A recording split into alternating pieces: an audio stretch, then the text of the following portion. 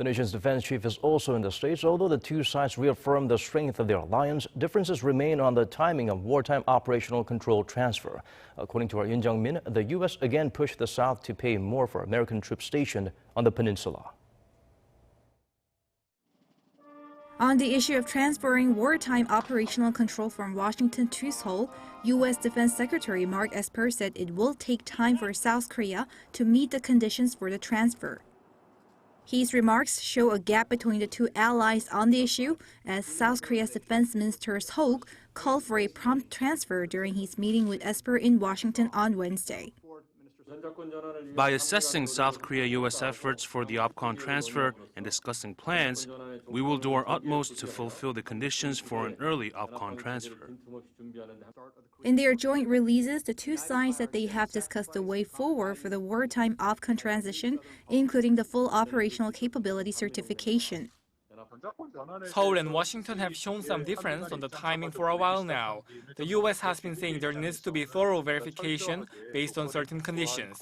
The allies couldn't do enough last time due to COVID-19.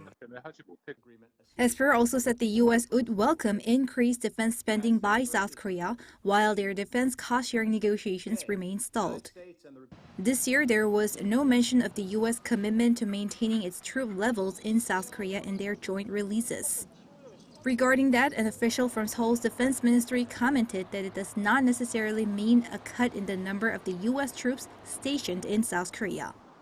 A joint press conference scheduled after the meeting was also canceled upon request by Washington. The fact that there was no mention of such a commitment by the U.S., which has been included in past releases, might indicate there are some signs of discord in the Seoul-Washington alliance. Though we don't know whether it's because of the stalled SMA negotiations or the U.S. strategy to reallocate some of its troops in South Korea to the Southeast Asian region.